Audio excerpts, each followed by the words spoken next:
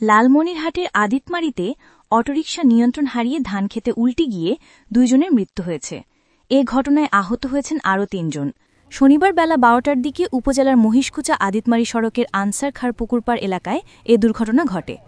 নিহতরা হলেন মহিষকুচা দক্ষিণ বালাপাড়া ভ্রমোত্তর এলাকার মৃত তোফাইলুর রহমানের ছেলে আতাউর রহমান বকুল এবং মহিশহর এলাকার আজিজার রহমানের ছেলে আতিকুল ইসলাম।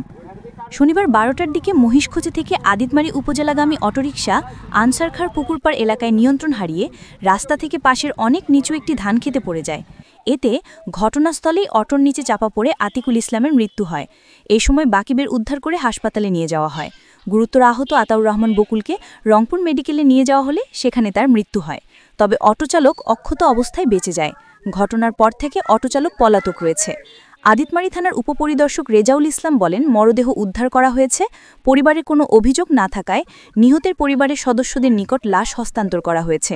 এ বিষয়ে প্রয়োজনীয় আইনানুগ পদক্ষেপ প্রক্রিয়াধীন বলেও জানিয়েছেন তিনি।